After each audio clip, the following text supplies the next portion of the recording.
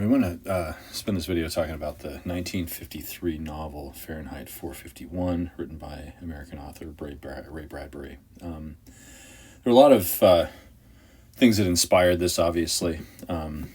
Bradbury himself has given interviews about this, and some of the I've shown one that I found on YouTube. I haven't posted it, I think, on the class page, but you might. There's a 5 or 10 minute interview with Bradbury where he talks about writing Fahrenheit 451. It's definitely worth checking out. Just a few points of context that we've already discussed a little bit. The presence of nuclear weapons is one thing to notice here. The very ending, there's a kind of nuclear holocaust going on. He talks about atomic wars and things. This is after World War II, at the end of which the United States dropped 2 nuclear weapons on Japan. The Soviet Union developed nuclear weapons in the late 1940s. Other nations were following suit. In Britain, I believe, by the early 1950s, exploded a nuclear weapon, and other countries were working on the same kind of programs, right? So there's a great deal of fear about this. So that's one point. Also, a bit that I did not discuss in the contextual video lecture. Right after World War II, with the fears of the spread of communism, there were figures in the government, and the most notorious of these was Joseph McCarthy, the junior senator from Wisconsin, who in 1950 began his kind of one-person crusade against the spread of communism. But even before that, there was the establishment in Congress of something called the House Un-American Committee's activity, where they would look into prominent figures to, try to investigate for communist sympathies. This led to the investigations of Hollywood's actors, of authors, of political figures, of figures in the business world, and some of these people were blacklisted, lost their jobs, were kind of ostracized from the United States, really from the economy, and McCarthy but Bradbury, I should say, saw this as government overreach, and that's one of the elements that he mixes into the novel. And this novel began, or the idea for this novel began with a couple of short stories that he read about kind of, government overreach, police intervention into people's private lives and these sorts of things. And then also in the late 1940s, early 1950s, there were a number of high-profile attempts to ban books from public libraries, from schools. This is something that has happened periodically in American history. We see it again in our contemporary age, but there were even book burnings. And this had happened, of course, under Nazi Germany, and so Bradbury had that on his mind too, as he was considering the scenario for this story. In an interview, in that taped interview that I mentioned, he said that he wrote this in the basement of the library at UCLA, that he rented a typewriter for like 10 cents an hour or something like that, and cranked this out in a few days. And it's definitely his most well-known work. Bradbury is, he's sort of known as a science fiction author, but this isn't science fiction per se. This is futuristic, but it's, there's not a lot of science involved in it, other than maybe the mechanical hound and some of those things. So anyway, that's some of the context here, and maybe you notice other things. So again, as with other works we've read, try to connect the context with the information from the text. I've tried to, in this, rather than kind of go through a plot summary per se, I mean, this is a short book, and I know this is assigned even a lot in high schools. This is not something that should be difficult to get through. You can probably sit down and take this in, maybe even in one reading. But I've come up with a set of questions here that I think, if you look for these in the novel, or think about these, in connection with specific points in the plot, I think that can be really fruitful. At least these are questions that I've asked myself. So early in the novel, the main character, the protagonist, Guy Montag, his wife, Mildred, or Millie for short, tries to kill herself. She takes a whole bottle of pills, and guy, he finds her there, and he calls an ambulance. And instead of a doctor there, these two guys who show up with what he calls the black snake, which is just a hose they stick in to pump out her stomach and to replace the blood and things like that. And she wakes up and the next day, and he says, well, you took a whole bottle of pills. And she's like, no, I didn't do that, right? And she denies this firmly, no way that I would do that. And so, a couple of questions here, like, why did she try to kill herself? Was this a purposeful thing? Is this her subconscious intruding on her conscious life? And then why does she deny doing it? Is she so unaware of what she's doing, or is there such a disconnect between her subconscious desires, which, are intensely unhappy, it seems, and her consciousness, which is obsessed with the television and with constant entertainment and sort of external stimulation and the internal longing for something deeper that she's not getting? Is that what's going on here? Why is she so disconnected that she denies? She doesn't even remember, taking all of those sleeping pills. She thinks there was a party or something the night before. Another character you meet early in the novel is this girl named Clarice, and she seems to be about 16 years old. She's a neighbor of Guy's. He has conversations with her. She comes from a strange family, at least strange in this, futuristic world. They don't sit and watch television like everybody else does. They sort of, they actually have conversations with each other. They go for walks. She has these quaint ideas like, if you rub a dandelion under your chin and it doesn't, kind of rub off, the yellow doesn't rub off, then you're not in love. And, Guy is kind of appalled by her, but also fascinated by her. And he realizes that she has ideas or she seems to understand things or have perspectives that he lacks, right? But she says that she is labeled as antisocial. Now, why would someone like Clarice be labeled as antisocial in this world? What has the world come to that this rather unassuming, innocuous person who, has this sort of beautiful worldview, as we would see it probably, right? Why is she seen as dangerous and antisocial? At one point in the novel, Guy becomes, he has this thought like, I cannot remember where I met my wife, and he asks her, and she can't remember. And it even says at one point that there seemed to be nothing more important in the world than remembering where they met, but they cannot remember where they met. He remembers at the very end of the novel, but it takes him that long to remember. Why can they not remember where they met? Right? What is it about this world they live in that causes them to forget something so important as the place you met your husband or your wife?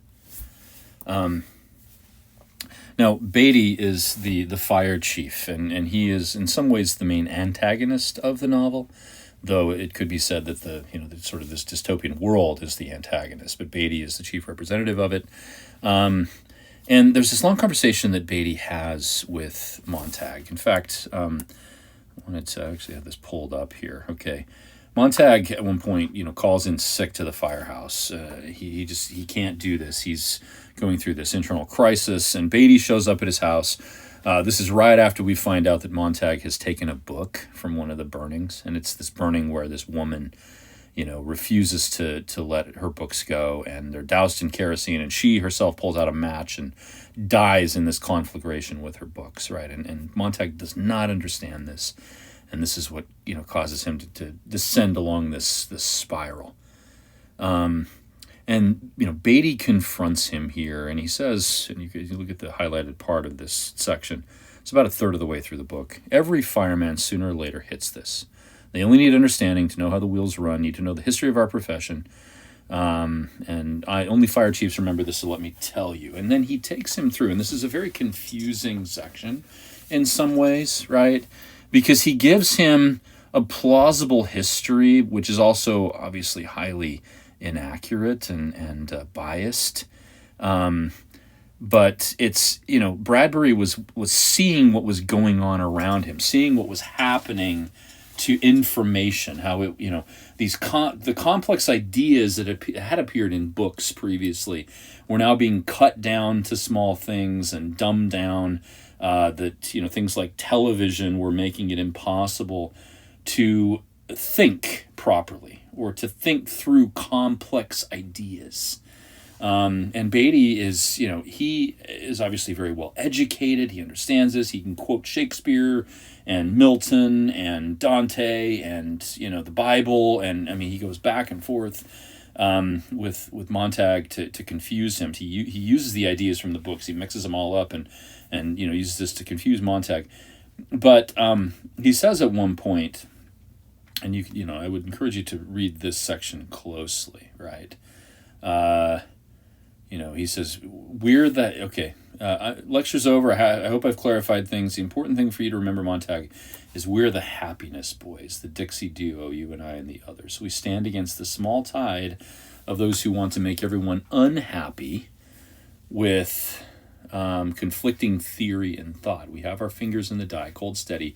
Don't let the torrent of melancholy and your philosophy drown our world. We depend on you. Okay. So he says happiness comes when people are not confused, when they aren't confronted by contradictory ideas that cause them to be confused. It's best people are happy when they're having fun, when they're watching television, sort of dumbed down, just basic stimuli, when they're taking cars and driving fast, when life is cheap, right? This is happiness. Fun is happiness.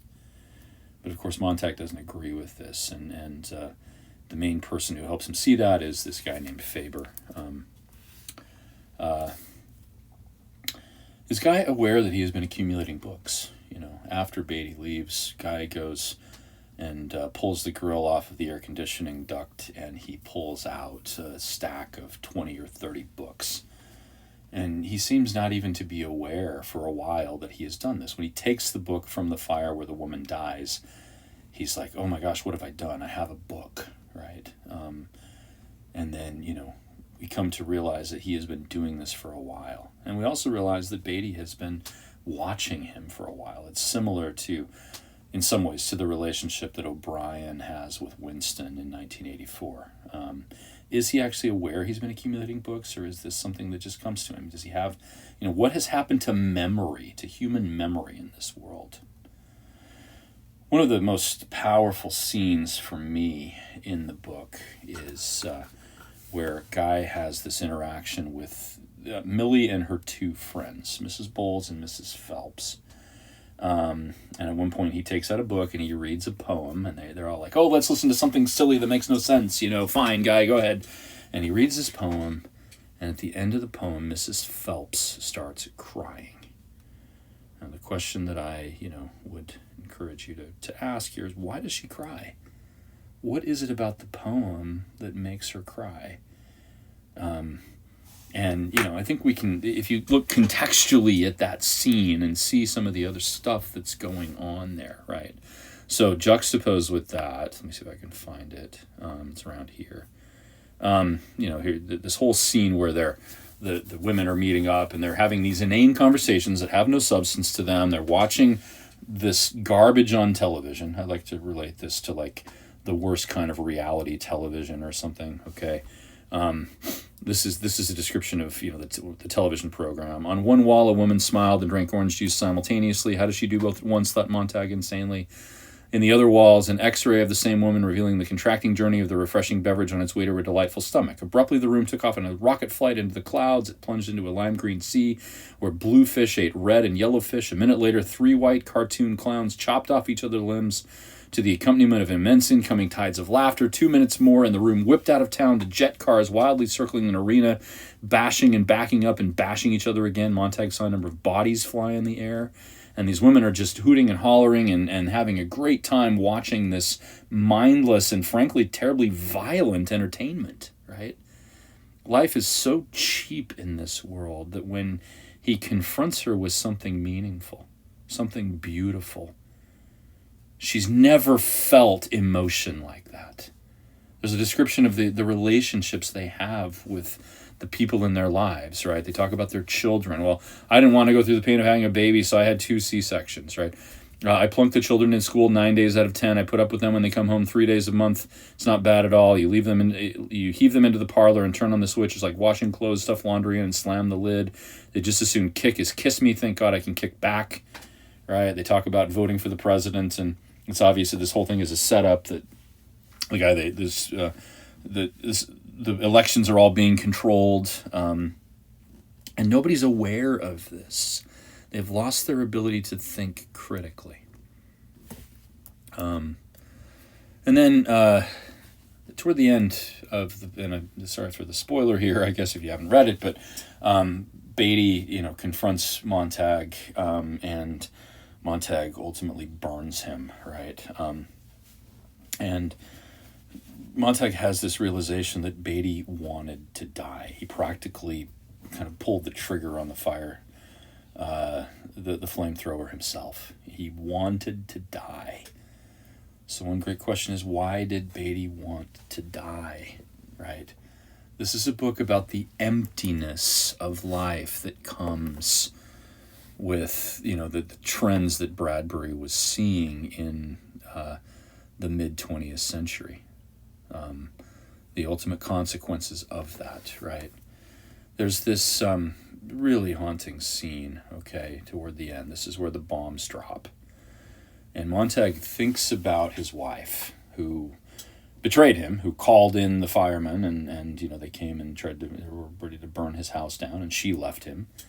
Well, she's in a hotel room, and this scene, I think, is one of the most effective in the book. He saw her in her hotel room somewhere now in the half second remaining with the bombs, a yard, a foot, an inch from her building. He saw her leaning toward the great shimmering walls of color and motion, where the family talked and talked and talked to her, where the family prattled and chatted and said her name and smiled at her and said nothing of the bomb that was an inch, now a half inch, now a quarter inch from the top of the hotel, leaning into the wall as if all of the hunger of looking would find the secret of her sleepless unease there.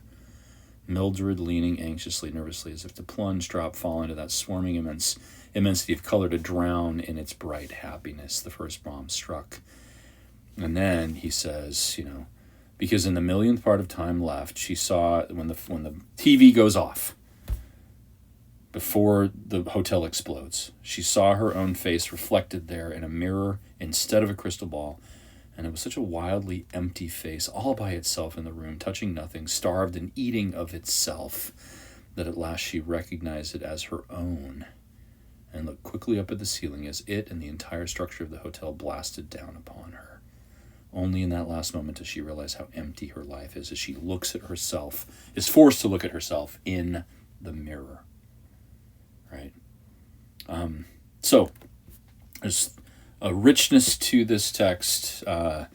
Obviously, Bradbury was able to really tap into some of the currents, some of the concerns that he and others had at this point in time. All right. Okay. Just a couple more works left. Thanks.